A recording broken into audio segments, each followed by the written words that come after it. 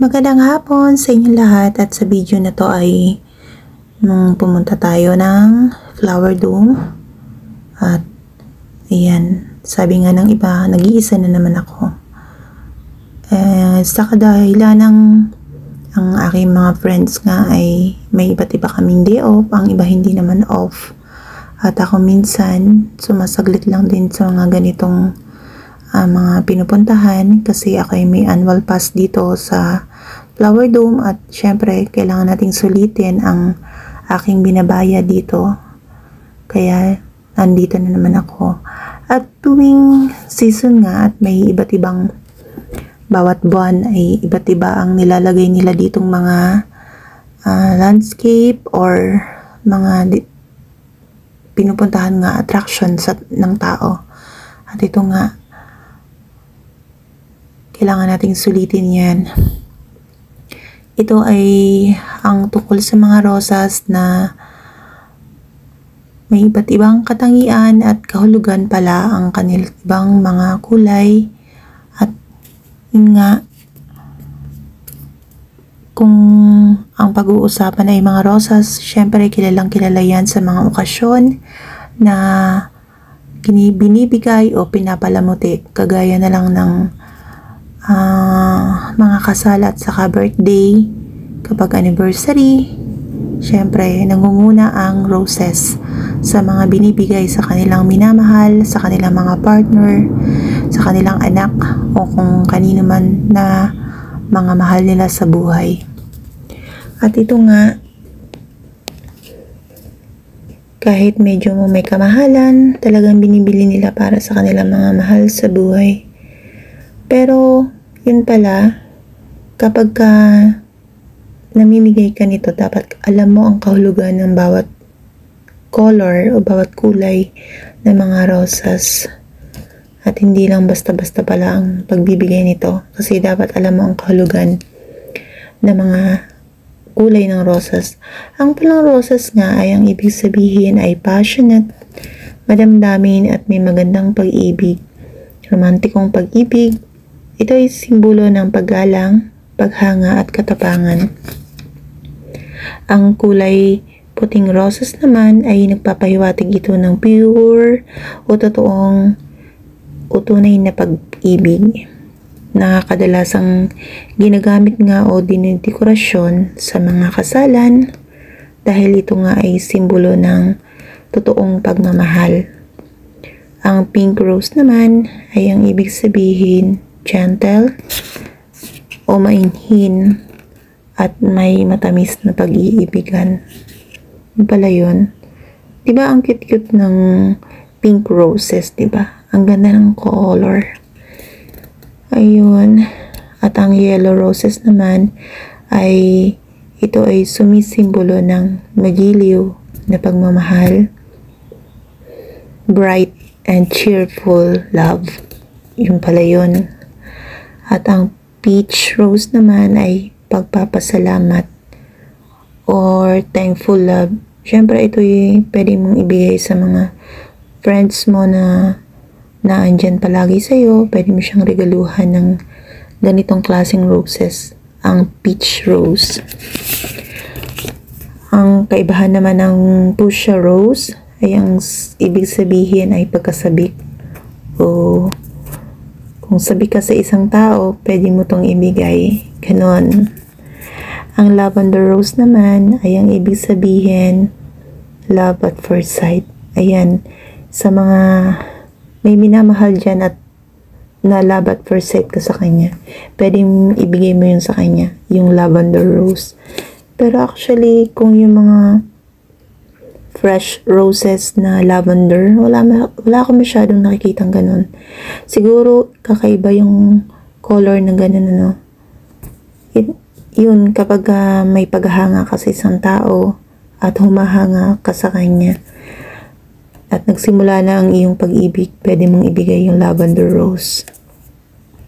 At kung halo-halo naman daw ang iyong emosyon, pwede mong ibigay ang rainbow roses. Yan, may iba't ibang kulay. Pwede ka magbigay ng iba't ibang roses. Ang orange naman o kahel na rosas, ito ay sumisimbolo ng inspirasyon at magandang hangarin at dedikasyon.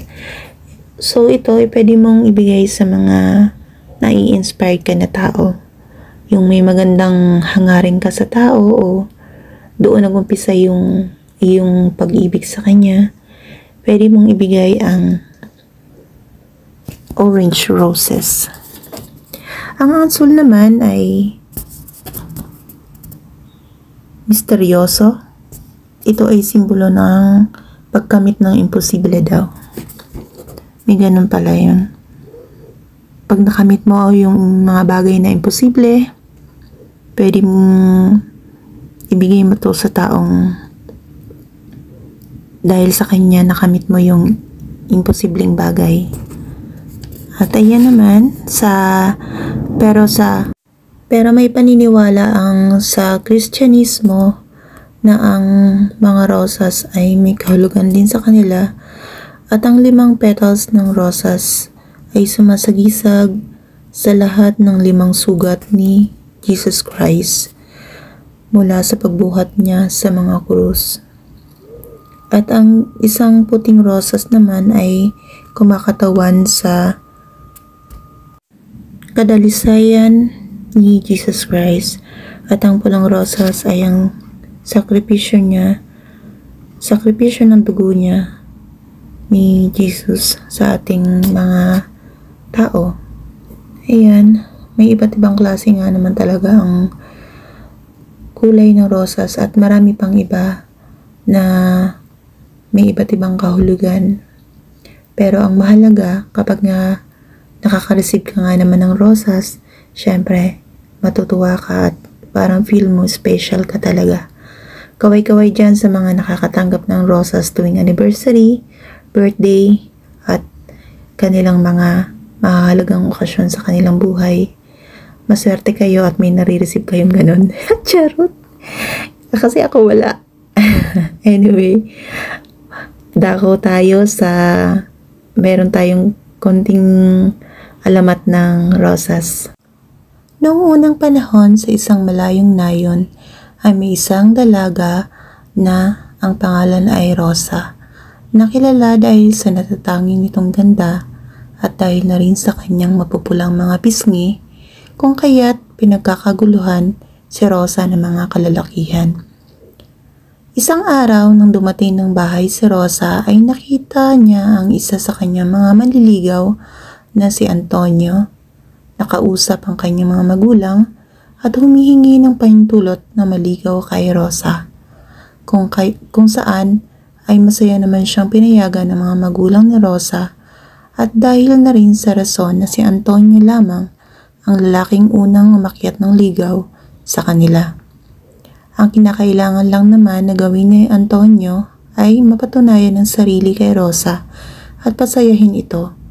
Iyon ang naghimo kay Antonio, kaya naman ay pinagsilbihan niya ang pamilya ni Rosa sa pamamagitan ng dote.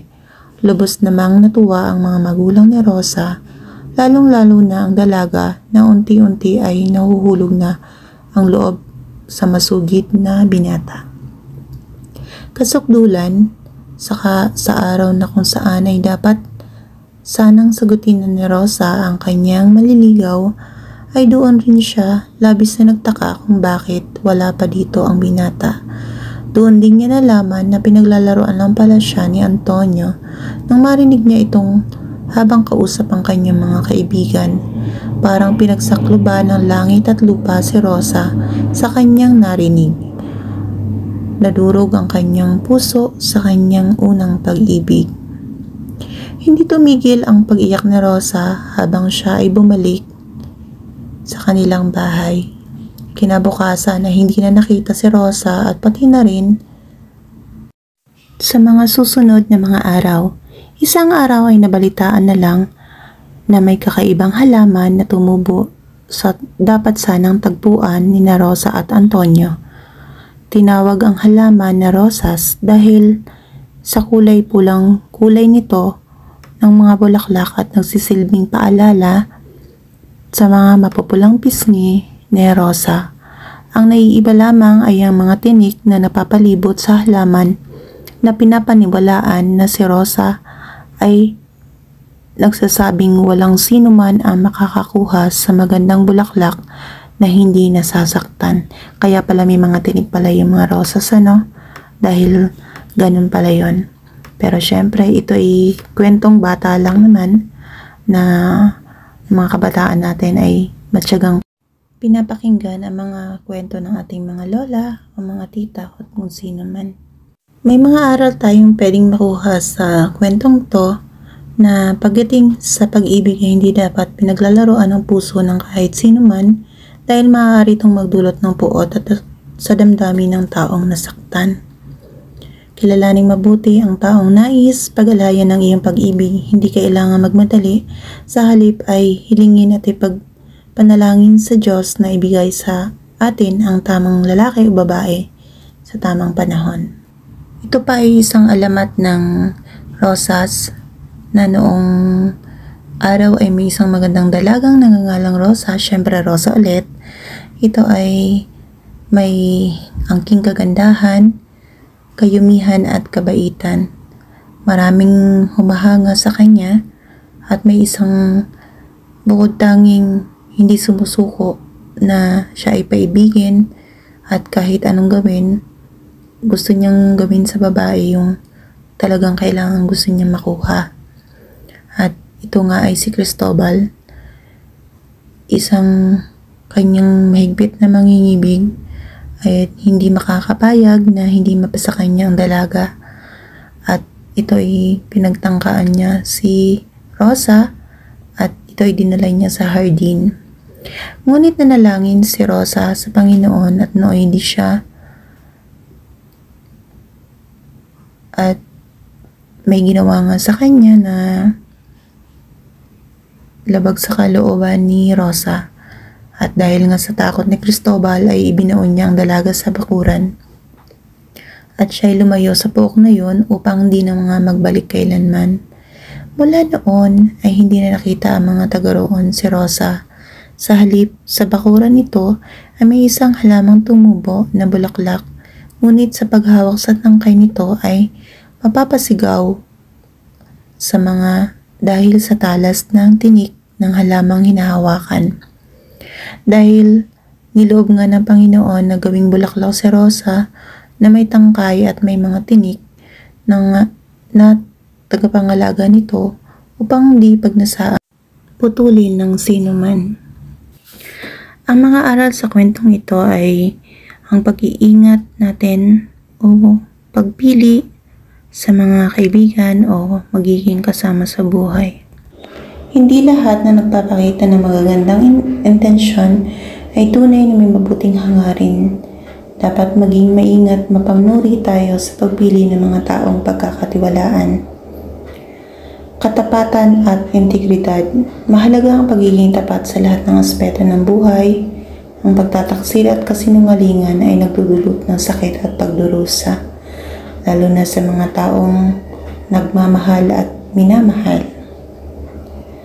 Ang pag-asa at pagtitiis.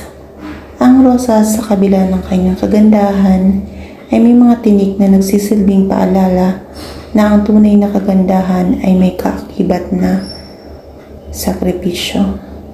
Maraming salamat po sa mga nanonood sa aking channel at patuloy niyo po akong suportahan. Salamat po ng marami. God bless.